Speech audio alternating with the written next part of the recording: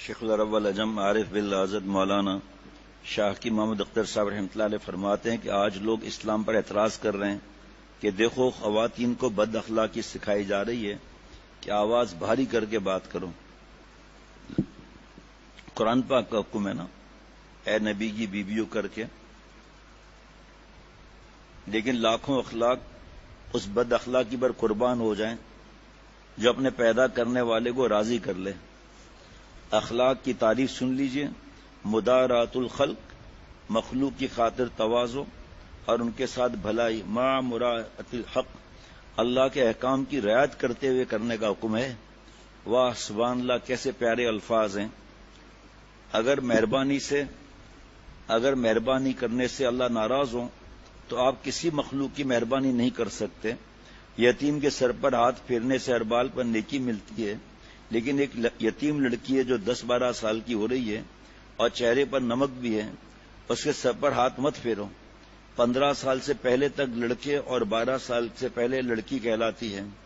بس حدیث دیکھ لیں کہ صاحب یتیموں کے سر پر ہاتھ پھیرنے سے ایک ایک بال کا ثواب لے رہا ہوں، اور حسینوں پر ہاتھ پھیر رہے ہیں، پھر اس کے بعد گالوں پر بھی ہاتھ پھیر رہے ہیں. اگر کسی بیوہ کی خدمت کرنی ہے تو اگر 70 سال کی بڑھیا ہے تو براہ راست اس سے پوچھ لو کہ میرے لائق کوئی خدمت، اماں کچھ سبزی لانی ہے، کوئی سودا لانا ہے.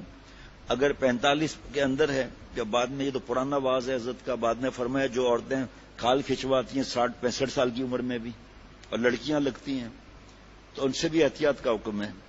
جناب ایک نوجوان تھا، اس نے سنا کہ بیوہ کی خدمت کرنی چاہیے. بیوہ بھی عقل کی اندھی، خدمت کرتے کرتے دونوں زنا میں مبتلا ہو گئے. حضرت فرماتے ہیں اللہ نے تمہیں دیا ہے تو خاندان کی کسی بوڑھے کے ذریعے مدد کراؤ اور آپ کا نام بھی نہ ہے اس کے بیچ میں، تاکہ نفس میں گدگدی نہ ہو. تو اس لڑکی کو پتا چل گیا کہ میں اس کے مدد کرتا ہوں. اس وجہ سے فرمایا تقویٰ سے رہنا ہے، لقوہ سے نہیں. جناب اللہ اللہ. اور اگر 40-45 کے اندر ہے، فتنے کا اندیشہ ہے، تو اپنی اماں کو بھیجو کہ اس کو کوئی ضرورت تو نہیں. پہلے زمانے کی بیواؤں اور آج کی بیواؤں میں فرق ہے. آپ صلی اللہ علیہ وسلم کے زمانے میں خواتین مسجد میں نماز پڑھتی تھیں، لیکن حضرت عمر رضی اللہ عنہ کا زمانہ آیا تو اما عائشہ صدیقہ رضی اللہ عنہ نے فیصلہ کیا کہ اب خواتین کو مسجدوں میں آنے سے روک دیا جائے. جمعہ پڑھنا یا تراویح پڑھنا، جماعت سے نماز پڑھنا مکروہ تحریمی، عملاً حرام ہے. حالات بدلنے سے اس طرح کے مسائل بدل جاتے ہیں. احسن الفتاوی دیکھ لو. حضرت عائشہ صدیقہ رضی اللہ عنہ نے فرمایا کہ اگر حضور صلی اللہ تعالی علیہ وسلم اس وقت خود دنیا میں موجود ہوتے تو فتنے کے حالات دیکھ کر آپ خود منع کر دیتے. لہذا بیواؤں کی خدمت میں اتنا ہی ثواب ہے، لیکن اگر بڈھی ہے 70 سال 80 سال کی نانی اماں کی بھی نانی معلوم ہوتی ہے تو ان کے لیے سودا سلف لانے میں حرج نہیں. لیکن اگر اس کی عمر ابھی شادی کے قابل ہے تو اس کی شادی کرانا بھی واجب ہے. یہ نہیں کہ نوجوانوں سے خدمت دیتی رہے اور شادی نہ کریں. اور جب تک رشتہ نہیں ملتا اس زمانے تک اپنے اماں کو بھیجو، بیوی کو بھیجو، بہن کو بھیجو. خود براہ راست راہ و رسم مت کرو، فتنے میں مبتلا ہو جانے کا اندیشہ ہے. فرمایا میرا ہوائی جہاز پر رات دن سفر کا اتفاق ہوتا ہے. میں نے اپنی آنکھوں سے دیکھا کہ معزز گھرانے کی لڑکیاں لیکن وہاں دوپٹہ اتارے کھانا لے کر دوڑتی ہیں اور فضائی ماسیاں بنی ہوئی ہیں، اور پائلٹ اور ہوائی جہاز کے نوجوانوں اور غیر مردوں کے عملے کے ساتھ سیٹ پر ٹانگ سے ٹانگ ملا کر بیٹھی ہوئی ہیں اور گپ شپ ہو رہی ہے. یہاں تک کہ ایک مرتبہ میرے شیخ اور میں بیٹھا ہوا تھا، عمرہ یا حج کا سفر تھا، کہ ایک ایروسٹس اپنے گھٹنے میرے گھٹنے سے لگا کر قریب کی سیٹ پر بیٹھنے کی فکر کرنے لگی. تو ہم لوگوں نے فوراً عملے کو اطلاع کی اور جو حکام اور جاننے والے دوست تھے ان سے کہا بھائی اس لڑکی سے کہہ دو کہیں اور جا کر بیٹھ جائے. تو یہ آپ کی بہو بیٹی کی نظارہ بازی ہو رہی ہے. اب بتائیے کہ ان کے حسن کی وہاں بے حرمتی ہو رہی ہے یا اختر کی تقریر سے بے حرمتی ہوتی ہے. تو میں اس بات کا تو غم نہ ہوا کہ بہو بیٹیاں باہر بے پردہ پھر رہی ہیں اور مرد ان کو بری نظر سے دیکھ رہے ہیں، وہاں بے حرمتی نظر نہیں آتی. آج لوگ کہتے ہیں صاحب حسینوں سے ایسی بات کریں گے تو ان کا دل ٹوٹ جائے گا.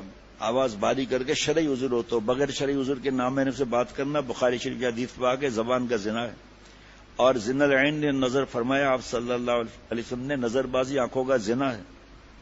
کیا ہم تکرار کریں گے موبائل کی وجہ سے، کیا ہم مطالعہ کریں گے، کیا ہم استاد جی کا سبق دھیان سے سنیں گے. ان سب کے لیے تو یکسوئی چاہیے، موبائل میں یکسوئی کہاں. اللہ تعالیٰ سمجھ عطا فرمائے. فرمایا خود براہ راست راہ رسم مت کرو، فتنے میں مبتلا ہو جانے کا اندیشہ ہے. اس بات کی وضاحت کر دی. اب بتائیے ان کے حسن کی وہاں بے حرمتی ہو رہی ہے یا اختر کی تقریر سے بے حرمتی ہوتی ہے؟ تمہیں اس بات کا تو غم نہیں ہوا کہ بہو بیٹیاں باہر بے پردہ پھر رہی ہیں اور مرد ان کو بری نظر سے دیکھ رہے ہیں، وہاں بے حرمتی نظر نہیں آتی؟ آج لوگ کہتے ہیں صاحب حسینوں سے ایسی بات کریں گے تو ان کا دل ٹوٹ جائے گا. اگر ہوائی جہاز پر چڑھتے ہوئے جب عمرہ اور حج کرنے جا رہے ہیں تو ایروسٹوس نے کہا السلام علیکم، تو اس کا جواب دینے کے لیے تو اجازت ہے. مفتی رشید احمد صاحب سے میں نے رجوع کیا تھا کہ ہم اور باتیں کرتے ہیں تو سلام کا جواب دیں یا نہیں. اگر کوئی بات نہ کریں تو وہ جواب بھی نہ دیں. جب ہم ان سے چائے مانگتے ہیں، پانی مانگتے ہیں، 7 اپ مانگتے ہیں تو کیا وجہ ہے کہ پھر سلام کا جواب نہ دیں؟ جواب دینے کی گنجائش ہے. فرمایا مگر نیچی نظر نیچی کر کے آواز کو بھاری کر کے وعلیکم السلام کہیں. یہ نہیں کہ آنکھوں میں آنکھیں ڈال کر آپا صاحبہ وعلیکم السلام کہیں. دیکھو اللہ ہر وقت ہم کو دیکھ رہا ہے. رشتہ داری مت دکھاؤ. جو کرتا ہے تو چھپکے اہل جہاں سے، جو کرتا ہے تو چھپکے اہل جہاں سے، کوئی دیکھتا ہے تجھے آسماں سے. ایسے ملکوں میں جہاں عورتیں بے پردہ گھومتی پھرتی رہیں، ٹانگیں کھولی ہو، اور جب جہاز پر ایروسٹس آئے اور حاجی صاحب سے پوچھے حاجی صاحب گرم چاہیے یا ٹھنڈا، تو جن حاجی صاحب کو عقل نہیں وہ کہتے ہیں کہ دونوں چاہیے، اور پہلے 7 اپ پھر گرم گرم چائے، اور اس کے بعد آنکھوں کا زنا بھی کر رہے ہیں، دیکھے بھی جا رہے ہیں، اور تسبیح بھی جا رہی ہے، اور بڑے بڑے مسکرا کر باتیں کر رہے ہیں. وہ ایروسٹس بھی سمجھ جاتی ہے کہ یہ حاجی نہیں ہے پاجی ہے. نظر جھکا کر بات کرو چاہے وہ آپ کو بد اخلاق سمجھے. سبحان اللہ.